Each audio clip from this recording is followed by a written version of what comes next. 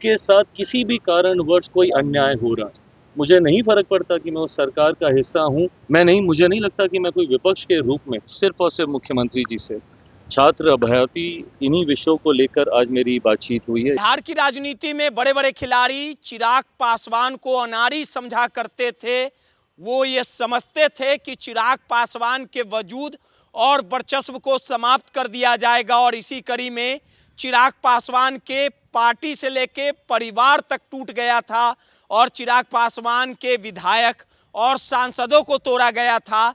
लेकिन शायद वो ये नहीं जानते थे कि चिराग पासवान के चाल के आगे सभी बड़े बड़े विरोधी मात खा जाएंगे और आखिरकार चिराग पासवान की चिंगारी से उनके राजनीति रुतबे का विलुप्त होना तय है। और इसी कड़ी में चिराग पासवान ने जेडीयू को नंबर 3 की हैसियत वाली पार्टी लाने का काम किया। चिराग पासवान भले ही 2020 के विधानसभा चुनाव में एक विधायक उनके जीते, जेडीयू ने विधायक को तोड़ने का काम किया और पार्टी से परिवार को तोड़ने की भूमिका पशुपति पारस ने की।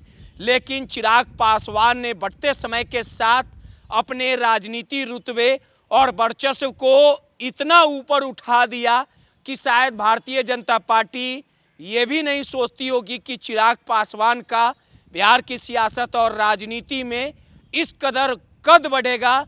चिराग पासवान बिहार के सियासत में ऐसे दिग्गज बन जाएंगे कि बिहार में अगर राजनीति करना है तो भारतीय जनता पार्टी की कहीं ना कहीं चिराग जरूरत रहेंगे। और इसी कड़ी में 2024 के लोकसभा का चुनाव हो या 2025 का विधानसभा का चुनाव है, चिराग पासवान ने धुरंधर पारी खेली और आखिरकार देखिए कि चिराग पासवान भले ही सत्ता पक्ष में हो, एनडीए के घटक दल के तौर पे हो, लेकिन चिराग पासवान ये जानते हैं, समझते हैं कि अगर राजनीति लंबी दूरी तक खेलना है, लंबी पारी को खेलना है और हर बॉल पे अगर छक्का लगाना है तो बिहार की जनता के दिलों में अपनी पहचान बनानी पड़ेगी। और इसी कड़ी में देखिए कि चिराग पासवान लगातार मौका कोई भी हो लेकिन अपने सहयोगियों पार्टी को भी घेरने का काम करते हैं, उन पर भी सवाल खड़ा कर देते हैं, क्योंकि चिराग पासवान जानते हैं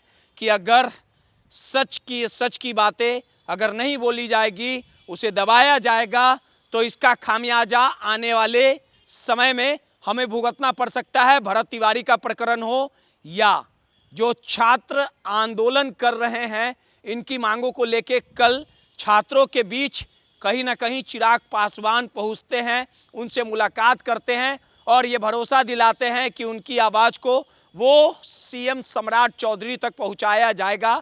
अपने ही सीएम और अपने ही सरकार पर, सम्राट चौधरी पर चिराग पासवान सवाल खड़ा करते हैं और छात्रों से मुलाकात के बाद वो सीधे मुख्यमंत्री आवास पहुंचते हैं, छात्रों की बातों को बताते हैं और उसके बाद सीएम से मुलाकात के बाद देखिए कि चिराग पासवान ने किस प्रकार से छात्रों की बात सीएम तक पहुंचाने का काम किया। चिराग पासवान ने क्या कहा वो सब कुछ आपको सुनवाते हैं।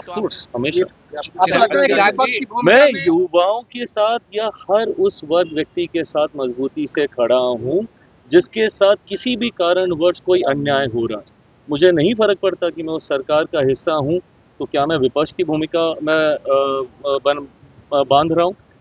मुझे नहीं लगता कि मैं कोई विपक्ष के रूप में इन बातों को रख रहा हूँ। मैं एक ऑनेस्ट अलाय के रूप में, जहाँ पे मेरे गठबंधन के साथी तक जिनको फैसले लेने हैं इवेंचुअली सही जानकारी पहुंच जाए, ये मेरी शराबबंदी को लेकर भी जो बातें हुई, क्या मुख्यमंत्री जी से आपने कहा? आज मेरी बातचीत सिर्फ और सिर्फ मुख्यमंत्री जी से छात्र अभ्यर्थी इन्हीं विषयों को लेकर आज मेरी बातचीत हुई है। इसके अलावा आज और कोई हम लोगों ने चर्चा विस्तार में नहीं की। मेरे लिए प्राथमिकता आज ये है। लेकिन ऐसा क्यों हो रहा है कि बार बार छात्रों को, युवाओं को सड़कों पर उतरना पड़ रहा है अपनी मांगों को पूरा करवाने? कई बार आक्रोश होता है।